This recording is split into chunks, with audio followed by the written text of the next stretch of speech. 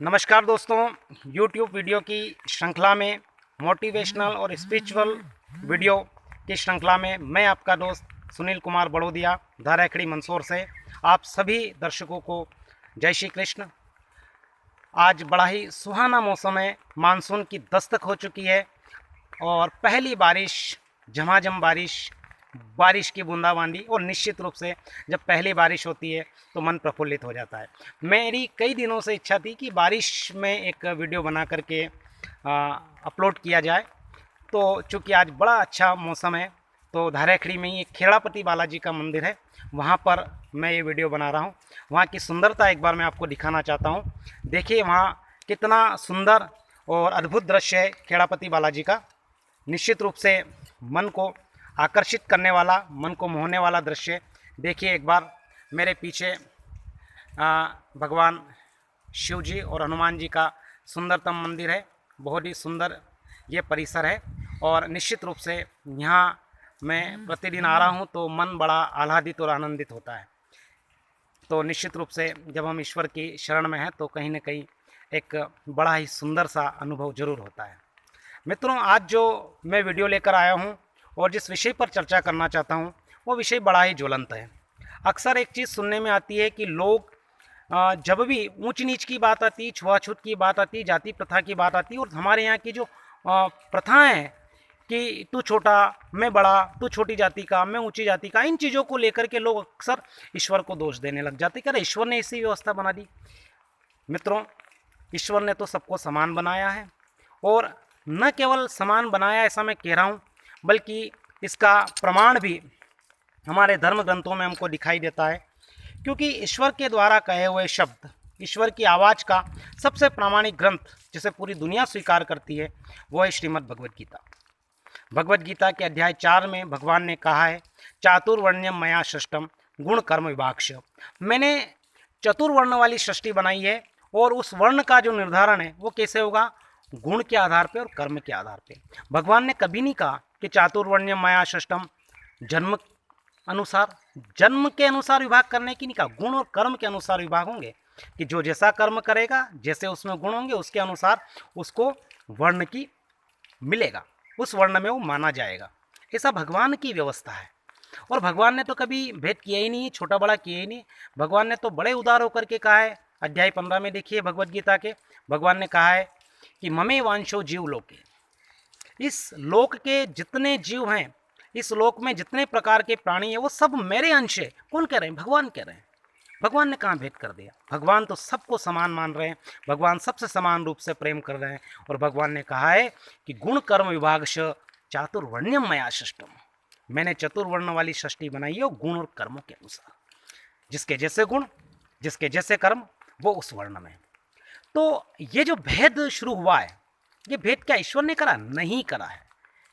शास्त्र कहते हैं ईश्वर ने नहीं करा, तो किसने करा? ये भेदभाव हमने शुरू करा। हमने ब्राह्मण के पुत्र को ब्राह्मण, क्षत्रिय के पुत्र को क्षत्रिय, वैश्य के पुत्र को वैश्य और शूद्र के पुत्र को शूद्र मानना शुरू कर दिया। हमने कभी कोशिश ही नहीं करी कि शूद्र का पुत्र यदि विद्वत है, विद्वत्ता से परिपूर्ण है, तो फिर वो ब्राह्मणत्व में जाए।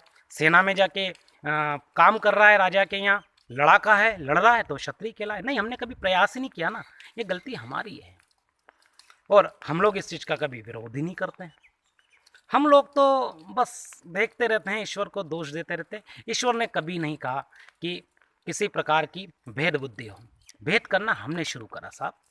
और भेद करने की जो अति देखी है साहब, हमने हमारे शरीर के अंगों में भेद कर दिया।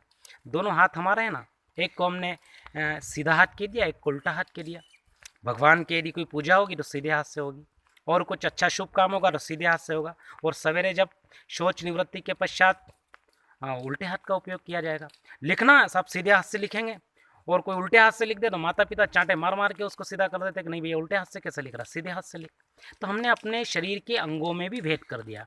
तो ये जो भेद करने की बुद्धि है ना, ये जो छोटा बड़ा करने की बुद्धि है ना, ये हमारी है, ईश्वर की नहीं है।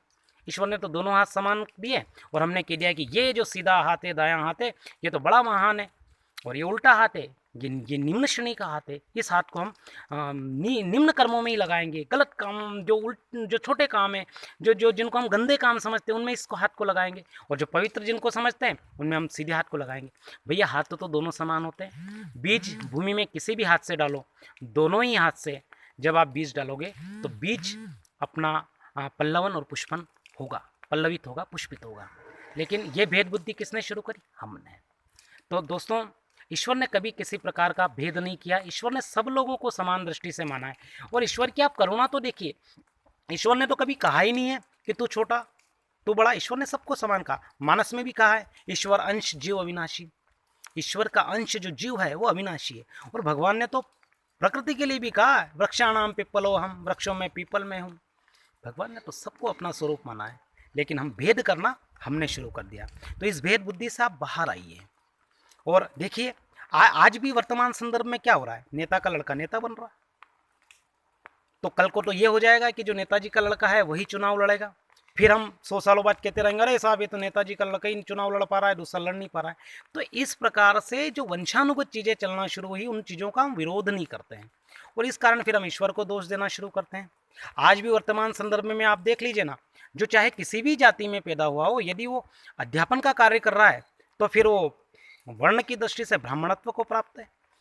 कोई किसी भी जाति में पैदा हुआ हो, यदि वो सेना में भर्ती होकर देश रक्षा का कार्य कर रहा है तो क्षत्रिय है। कोई किसी भी जाति कुल में पैदा हुआ हो, वो यदि व्यापार व्यवसाय कर रहा है तो वो फिर वैश्य है। और कोई सेवा के कार्य में लगा हुआ है तो फिर हम उसे शूद्र कह सकते हैं। तो इसमें जन्म के अनुसार जाति का निर्धारण कहाँ हो गया? भगवान ने तो ये कहा कि गुण और कर्म के अनुसार होगा। जन्म के आधार पर कभी भी भगवान ने जाति के निर्धारण की बात नहीं कही है। और जाति के जन्म के आधार पर जाति निर्धारण की बात तो हमने कर दी, क्योंकि भेद बुद्धि हमारी है। हम ही लोग तो भेद करना शुरू करते हैं। अरे हमने अपने हाथों में भेद कर दिया साहब, तो इंसानों में हम भेद करने में क्या देर करेंगे? तो इसलिए आप इस चीज़ को समझें। और एक और मेरा आपसे निवेदन है, आत्मनिवेदन है, कि आप धार्मिक ग्रंथों को पढ़ना शुरू करें। अक्सर क्या होता है, लोग किसी भी चीज़ को पढ़ते नहीं हैं, लिखते नहीं हैं, समझने का प्रयास नहीं करते हैं, और जरा सी कहीं से कुछ एक बिंदु उठा लिया और उस बिंदु पे आलोचना शुरू कर देते हैं। अरे ऐसा हुआ, उसका संदर्भ देखना चाहिए, उस संदर्भ के आगे पीछे क्या बात हुई है वो देखना चाहिए। और तत्पश्चात यदि आप उस पर कोई अपना निर्णय लें, तत्पश्चात उस पर यदि आप कोई अपना अभिमत दें तो समझ में आता है। अरे साहब ईश्वर ने तो हमको छोटे घर में पैदा कर दिया। अरे ईश्वर ने क्या करा? ईश्वर ने तो ऐसी कोई व्यवस्था ही नहीं करी। जाति प्रथा हमारी व्यवस्था है, ईश्वर के द्वारा दी हुई व्यवस्था नहीं है। जिस प्रकार से स्वर्ण होता है और स्वर्ण के आभूषण बनते हैं, तो चाहे माथे का टीका बने या पैर की पायल बने, 24 कैरेट के स्वर्ण में कोई फर्क नहीं होता है। माथे के टीके को और पैर की पायल को, दोनों को ले जाकर आप किसी स्वर्णकार के पास जाएंगे तो दोनों की कीमत बराबर अदा करेगा, जो 24 कैरेट की कीमत होगी। वो ये नहीं कहेगा ये तो पायल है, पैरों में पहनी जाती है इसलिए मैं इसकी कम कीमत दूँ, कभी नहीं कहेगा। तो इसी तरह से हम सब ईश्वर के अंश, हम सबकी जो कीमत है वो बराबर है। लेकिन ये भेद हमने शुरू कर दिया, इस भेद को हमने अपनाया है, तो भेद को समापन भी हमें करना पड़ेगा। तो इसीलिए मेरा आप सबसे निवेदन है कि किसी भी प्रकार में, किसी भी मामले में ईश्वर को दोष देने से पहले हमारे जो धार्मिक ग्रंथ हैं उनका आप अध्ययन करें, ताकि आपके जो मन की शंकाएं वो बहुत सारी निर्मूल हो जाएगी और बहुत सारी शंकाएं समाप्त हो जाएगी। आज हमने इस शंका के समाधान करने का प्रयास करा है। फिर अगले किसी वीडियो में फिर किसी नई शंका को लेकर के मैं उपस्थित होऊंगा और उसका समाधान करने का आप और हम मिलकर प्रयास करेंगे। और मुझे आशा है, विश्वास है कि मेरा जो वीडियो है और मेरा जो निवेदन है वो आपको पसंद आया होगा। आप कमेंट करके मुझे ज़रूर बताएं कैसा आपको वीडियो लगा। साथ ही साथ मेरा आपसे एक और निवेदन है कि आप मेरे चैनल को सब्सक्राइब करें, वीडियो को अधिक से अधिक शेयर करें और अधिक से अधिक इस प्रकार की जो जानकारी है उन्हें आप लोगों तक पहुंचाएं। मैं प्रयास करूंगा जल्दी ही और किसी शंका के साथ का समाधान करने के लिए किसी नए वीडियो को लेकर आपके बीच आऊँ। साथ ही साथ फिर किसी स्पिरिचुअल या मोटिवेशनल वीडियो के साथ भी मैं आपके बीच उपस्थित होऊंगा। आप सभी लोगों को बहुत बहुत साधुवाद, धन्यवाद कि आपने वीडियो को पूरा सुना। जय श्री कृष्ण।